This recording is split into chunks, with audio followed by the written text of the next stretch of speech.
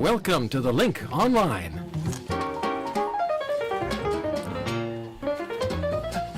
Hello, I'm Mark Montgomery with Terry Haig filling in for Lynn today. Hello, Terry. The crowd erupts. The crowd noise. We got to get better crowd noises. And Levon Svunts, who's filling in for Elish on Eye on the Arctic, but because Carmel, who is filling in for Levon, but who can't be in the studio right now, so Levon is essentially filling in for himself. Yes, I'm myself here. The crowd erupts. Sounds like an alligator. Coming up on this edition of The Link, and I just want to say hello to people watching on Facebook Live. Let us know where you are watching us. You can also write to us right into the studio because our director, Leo, who you can't see is off camera. I think he waved, I don't know. He's here. He can take your questions, and we can try to answer them, or at least take them for next week and try to answer them next week. Anyway, Levon, start us off. What do we have today? We're gonna rock, actually, ancient rocks from the Arctic. We'll learn about what they can tell us about the Earth and the Moon. I have some disturbing news. A computer is probably after your job. Even if you think it couldn't do your job, you're probably wrong. Terry's giving a Beep. And in just a moment, I'll tell you about the story that Carmel left for us. It's about Aboriginal leaders in Canada who are speaking out against the shipment of uranium from Canada to the U.S. And we'll have those stories, some of your comments, and some great Canadian music on this edition of The Link Online. That's the sticky button. Yes. That's what you get when you buy your equipment at garage sales, budget cuts. Terry, start us off this time. Okay, well, uranium now stored at the nuclear facility at Chalk River, Ontario, is to be transported 1,700 kilometers to a facility in South Carolina for processing. They'd probably say processing, but okay, in the United States, but we'll go in the Canadian. The plan stems from a 2010 agreement that would allow the United States to repatriate the radioactive material, which will cost the Canadian government about 60 million beans U.S. But a growing chorus of protest over what many consider to be the unsafe moves has been building on both sides of the Canada-U.S. border. According to Gordon Edwards, he's the president of the Canadian Coalition for Nuclear Responsibility, just a tiny amount of this toxic sludge ending up in one of the Great Lakes or in the St. Lawrence River could ruin the drinking water for many of the 40 million people who live in the region. First Nations leaders are the latest group to object to the transport plan. The Iroquois Caucus will not accept 150 loads being trucked from northwest of Ontario over the border at a river crossing on or near their territories. Carmel Kilkenny spoke with Gordon Edwards to find out more. Kahnawake Grand Chief Joseph Norton talked about the processes to downblend the liquid. What is this, and can it be done at Chalk River? Yes, downblending is an alternative which would prevent the necessity for transporting this material at all, because the only justification that has been given for moving it from spot A to spot B, from the Canada to the United States, is the presence in the mixture of weapons-grade uranium. This is uranium that is already of such a high quality and such a high concentration of uranium-235 that it could be used immediately in an atomic bomb or explosive device. In fact, this is the same grade of uranium that was used in the Hiroshima bomb. And there is an initiative, a very good one, which we applaud, to eliminate the stockpiles of this dangerous material, highly enriched uranium, from all the countries that currently possess it and also do not have a bomb program and consequently do not have the high security needed to safeguard it. So this is just sitting in storage around the world? They're in storage in a number of countries, but it's not necessary to transport it in order to eliminate it, because what's important is to mix the uranium that is there, the highly enriched uranium, with low-grade uranium, called depleted uranium, of which there's a lot. And by mixing these together, the material becomes denatured and cannot be used for weapons and cannot be restored to weapons use without very sophisticated equipment. So that's an alternative, which means that you can just treat the problem on site and not endanger populations and the waters of the Great Lakes with the possibility of a spill, which would be, in fact, extremely serious. And Carmel Kilkenny was speaking with Gordon Edwards of the Canadian Coalition for Nuclear Responsibility.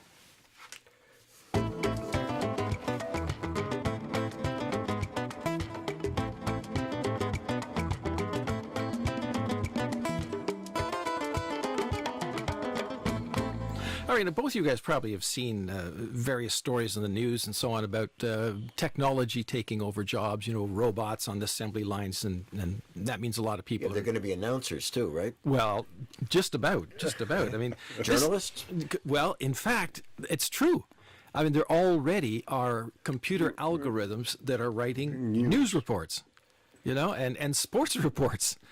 And so a lot of people, people who have ordinary labor jobs or repetitive jobs, this is the kind of thing that people in the past have been saying, watch out, your job could be taken over by technology. But apparently what's going to happen, and in the near future, is that algorithms, not robots, but algorithms, computers, are going to take over a lot of white-collar jobs, including stuff like lawyers and paralegals, for example. Really? Yeah. And this is not a good sign. This is not a good sign. I spoke with a guy who's an expert at this. His name is Sunil Johal. He's a policy director for the Mowat Center. That's a public policy think tank at the University of Toronto. And this is an excerpt, of course, like all of our items on the show. So if you want to hear the whole story, you can go to the website and listen to the whole story. But in this excerpt, he starts out with just sort of a brief outline of what's happening. Yeah, so what we're seeing is the advent of new forms of technology, artificial intelligence that's getting just better and better by the month, really. And what that means is many jobs that we historically would have thought would never be at risk from automation are becoming at risk. So in fields like investment banking and law, we're seeing computers that can actually replace many of those tasks, and the question becomes then, what happens to the people who are doing those jobs? Are they shunted into a more of a part-time role, or are they out of work? And if they are out of work, how do we get them back into the workforce and back into productive roles? This report says that a lot of those white-collar jobs, as you've just mentioned, such as lawyers and accountants and so on, they're threatened too. So where are we going? What does someone do as a career choice?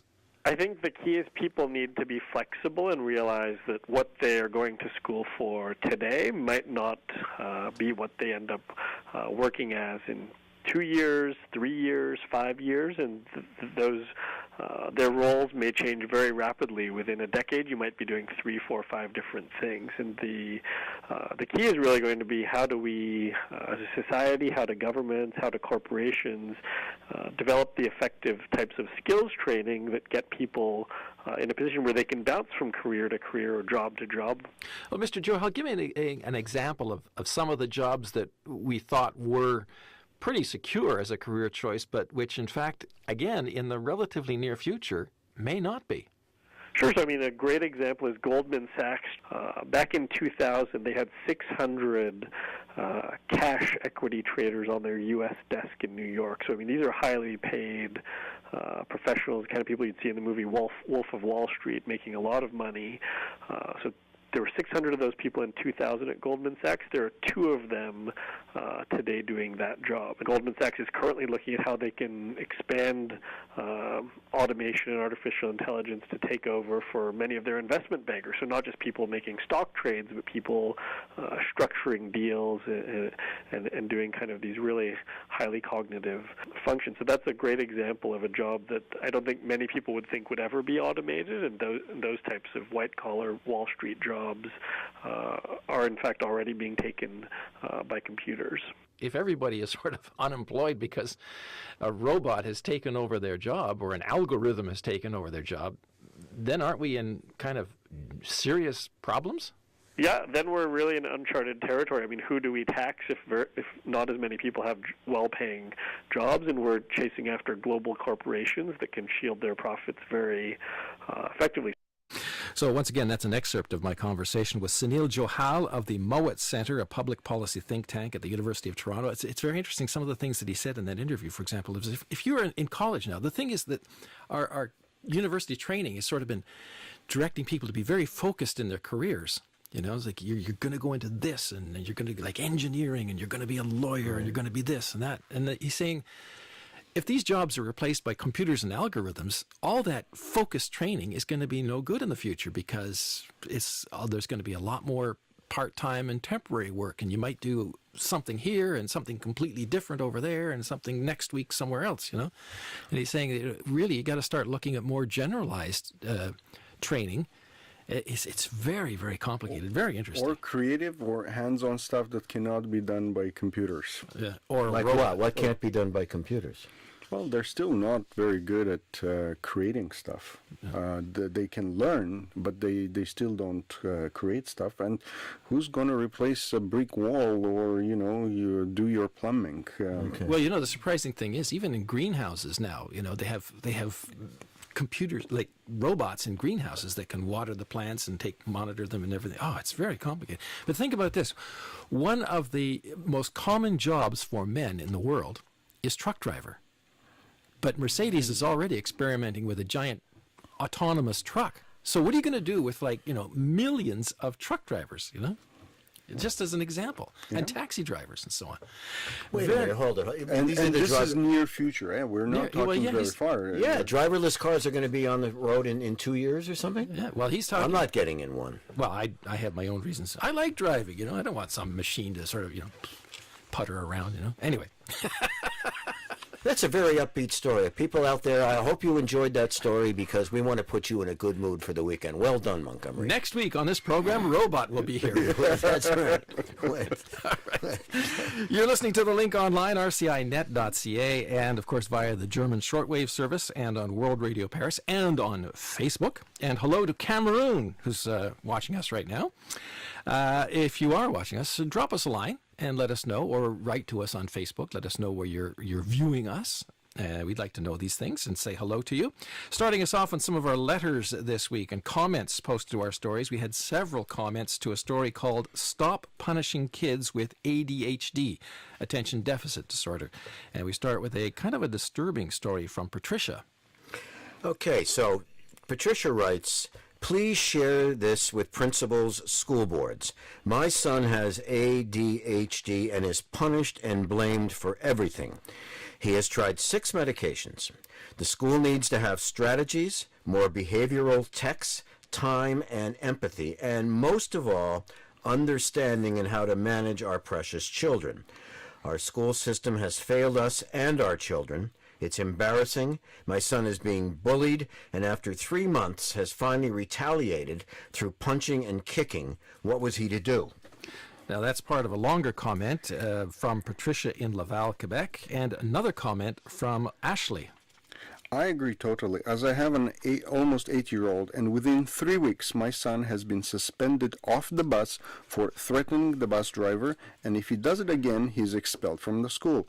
He takes 2 meds, one for morning and one for afternoon, and just for on the bus, and still gets suspended. So what am I supposed to do as his parent? And to Ashley's call for help, we actually got an answer, and this one came from Natalie, who is a school board trustee in Ontario, and she writes, Ashley, depending on what school board your child attends, there are often policies in place that help protect your child's legal right to accommodation due to diagnosed medical, neurological, and/or developmental disorders. For example, at Waterloo, Ontario District School Board, their procedure states that certain behaviors of children with ADHD must not be responded to as intentional or purposeful violations of a code of conduct. Not very many parents know this. A sort of policy procedure exists, and they don't know how to leverage the information to get the support that their child needs at the school. I totally understand your frustration. I too have a son, 10 years old, with ADHD. And Natalie suggests Ashley contact her for more information. On a story about a new documentary film on surrogate mothers, Laura wrote, Terry? Surrogacy is a gift for a lot of couples struggling with infertility issues. Thanks to all women who want to help other people to become true to their dream of parenthood. And we had the 72nd anniversary of RCI this week, and Jonathan Marks wrote, Levon? For me, RCI was one of the few broadcasters on shortwave that made engaging programs giving me insights into science and technology that you couldn't get elsewhere. They put Canada into context and really made an effort to interact with audiences long before anyone thought of the internet. It would be great if you could make a 60-minute audio tribute to a service that is still remembered and deserves more than just a few photos. And that comment from Jonathan Marks. Let me just say something here. That show, The Link, was one of the best shows on television. That was produced by you and directed by you and hosted by you. And there's a big gap on radio. This reader is absolutely right. Well, I have to say, it was certainly well appreciated when it was broadcast, even domestically on CBC. We got an awful lot of letters from listeners who said, who listened to, they can compare us to other shows on That's the CBC. right. No, it was a damn good show. Yeah. Well, anyway, that was a comment from Jonathan Marks and Terry. Oh, where are we? Okay. Well, we got another one from Kai Ludwig. Would you read that, Terry? Yes, I will, but I'm not sure with the cutbacks in the 1990s. That would be the one, yes. Okay. The cutbacks in the 1990s included the elimination of the German service, which, from the German point of view, was the demise of RCI, since all attempts to save and later restore it remain futile. And very little from the service remains besides the few seconds from the last broadcast that can be heard on the CBC TV report about the whole massacre. And I think it is imperative to get the facts correct. All decisions in regard to the Sackville facility had, according to all sources I have seen, been the sole matter of CBC management. For starters, the very disproportionate savings at RCI in 2012 compared to the volume of the general budget cut had been the internal decision of the CBC. The government only chose to not object to this approach. All right. That comment on an article about the anniversary and history of RCI on the 72nd anniversary, which was this week. Wow. And one more memory posted to the story of the film on the destruction of RCI antennas and the transmitter site, and this from Grant Hibbs. Levon? I was on my way back from Prince Edward Island when we were welcomed to visit the transmitter site. I was super thrilled. I was on site 1 month before the station closed. The dummy load heat sinks were the size of a small warehouse. They had Harris tube transmitters, radio curtain walls. There was so much more potential for this site. Packet radio? In a time of crisis, I sure hope my iPhone is charged. The site is gone now. Sad. And that's a comment from Grant Hibbs, who had a chance to visit the transmitter site before it closed.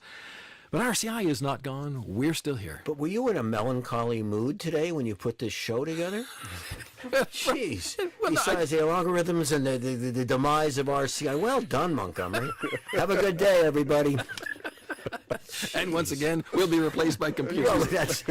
Replace that camera with a computer. No, all right. We've had several stories about one of the world's only flying World War II Lancaster bombers and about another that's been sitting outside at a small airport in Edmundston, New Brunswick, which has been slowly deteriorating for years. And I've actually written a number of reports on that one. It's called KB882. It is finally going to be taken to the National Air Museum in Trenton, Ontario this summer and tidied up, although sadly it won't fly again. But Jim Morgan wrote this. Terry? I served in the RCAF in the 1960s. I am thrilled that the Lancaster at the Edmundston Airport will be restored. I have visited it several times on visiting Nova Scotia. Good luck. And on a story finally about the cost to bring Syrian refugees to Canada, Glenn Coombs wrote this. Let's pray and hope that Trudeau is in power for as short of time as possible. For all the people that voted him in, next time use common sense because we have gained nothing and are losing so much. All right, that political comment there. Yes. Not our comments. Right, we're just reading them. How do you really feel, Glenn? All right, that's it for our comments for this week. Remember, you can comment on any story on the website. Just scroll down to the very bottom of the page and on each story, and the space is there.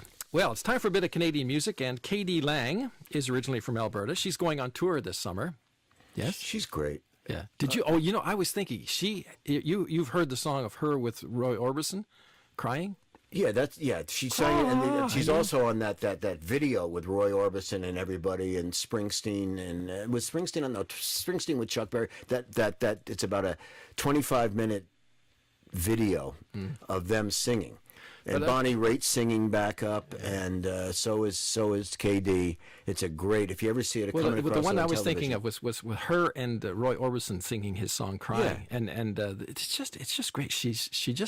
Anyway, she's great. She has an amazing voice. She's on tour this summer. She's going to Australia and then right across Canada. She's calling the tour Ingenue Redux because it's the 25th anniversary of her hit album Ingenue. My God, really? It's 25 years already? Time passes quickly. From that album, Stop depressing me, will you, Montgomery? Jeez. Here's some music from. It's called Miss Chatelaine.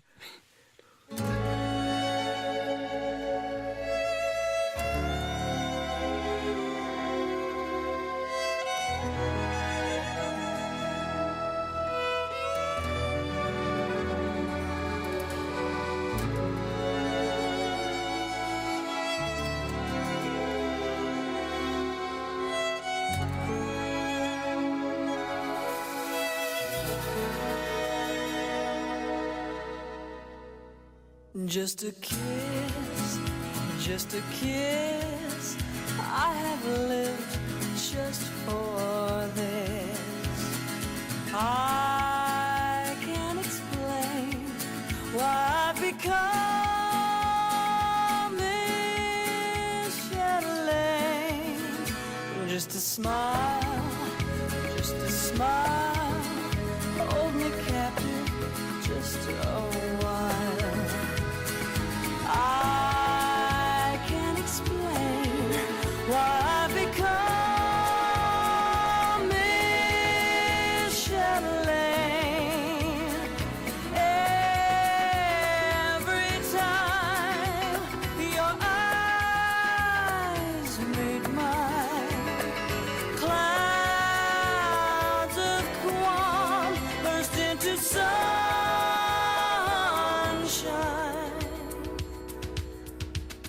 And just a sigh, words my love just reply. I can't explain why I've become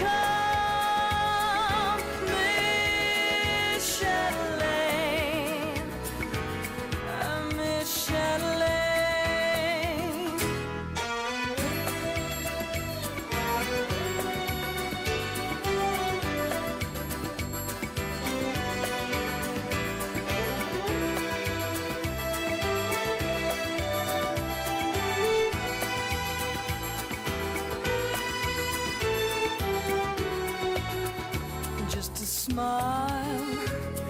A smile, hold me captive just a while. I can't explain why I've become Miss Chatelaine. Every time your eyes meet mine, clouds of warmth burst into sunshine.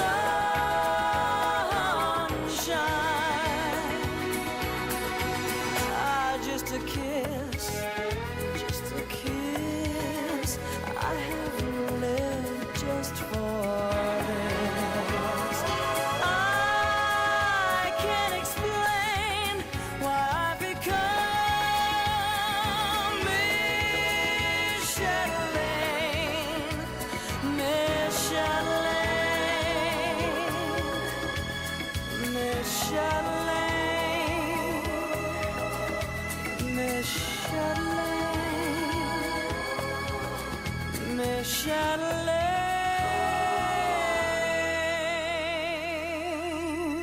There you go. From Alberta, Katie Lang. Bravo to Katie. And you know what? She doesn't, remember when she first became popular? She's a vegetarian. Yeah. She comes from Alberta.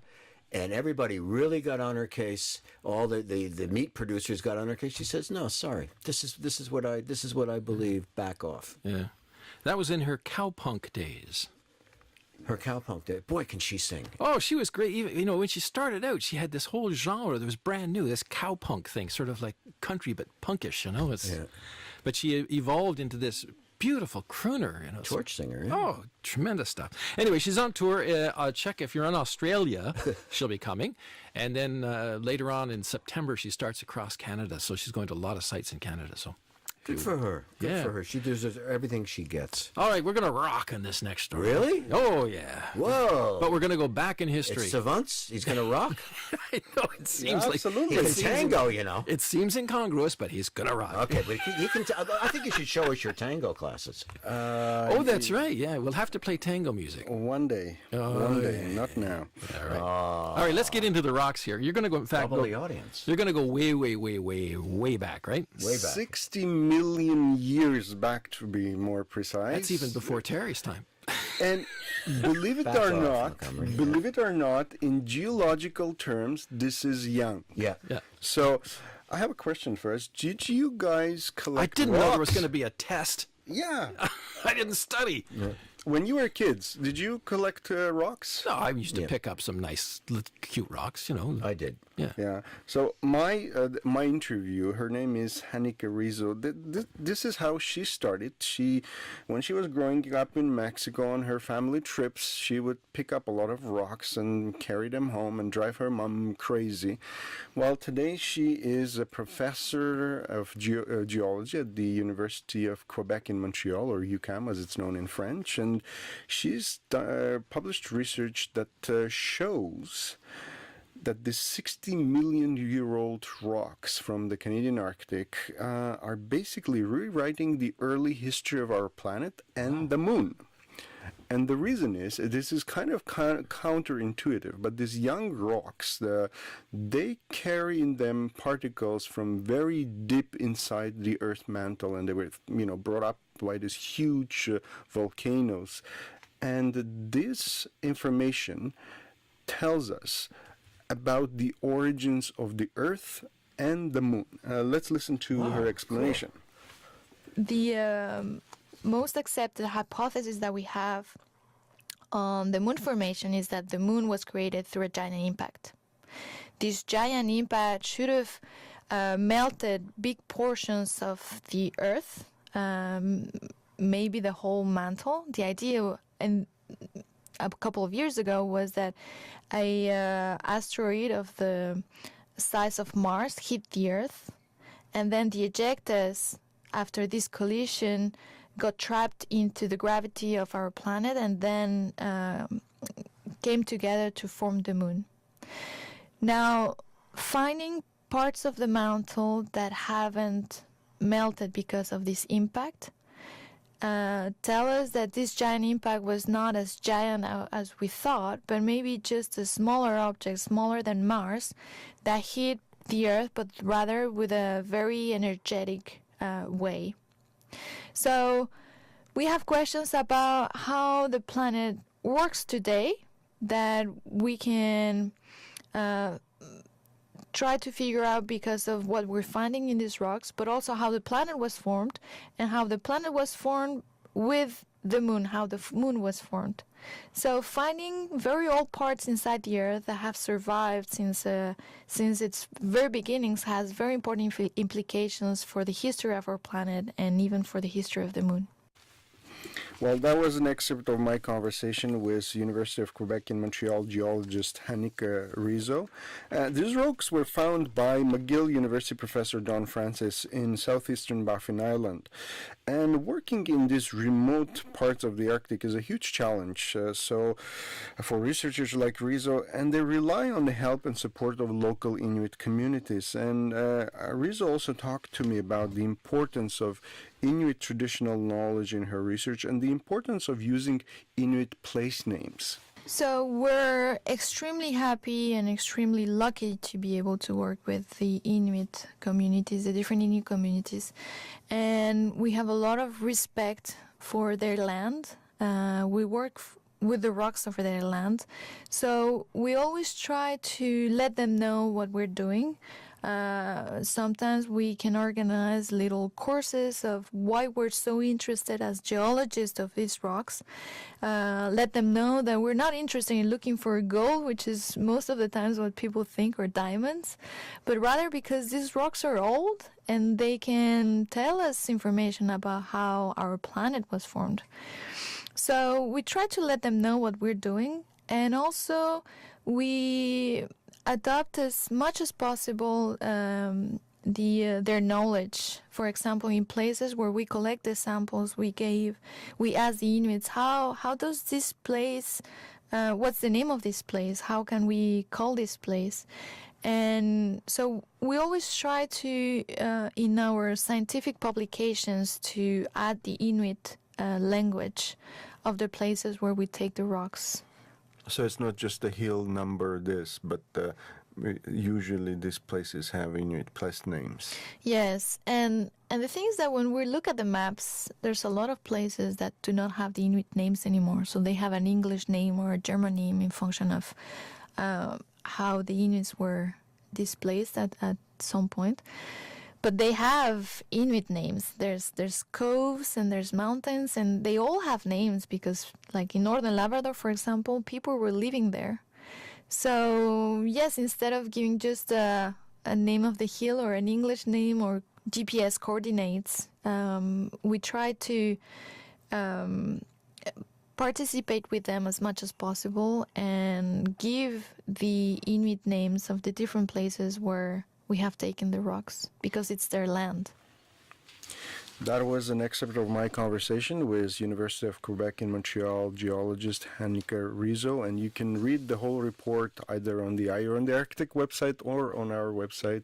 Terry, How many Inuit are there? I know you work Eye on the Arctic, and you've had a lot of action up there. How many? Do we know a population? It's difficult to say. Well, there's 4 Inuit regions in Canada, so you have about 35 to 50,000 in Nunavut, and smaller regions in Nunavut, in Nunavik in Quebec, and Nunatsiavut in northern Labrador. Okay, thanks. All right, and on that note, we're almost out of time for the show for today. So now for Terry. Yes? Terry, are you here? Yes. Well, it says here, Terry. Terry! But it's blank. What does that mean? It's a blank It's a space. blank. That's as far as I get. I've been replaced. You've been replaced. Well, look at my script here. This and Levon Savants, and our webmaster off screen, Leo, and our technician who is completely out of sight. We have to get a camera to get a shot of you once in a while so you can wave. Oh, no. No, I don't want that. Okay. Get Leo on camera, though. Okay. Should I? Can you get Leo? Yes, we can see him. All right, so tune in next week at the same time, same place for more action adventure here on The Link. You really want to get depressed. Live. Not algorithmic or That's robotic. right. We haven't been replaced by a computer yet. So far, yes. Take care until next week. Bye-bye.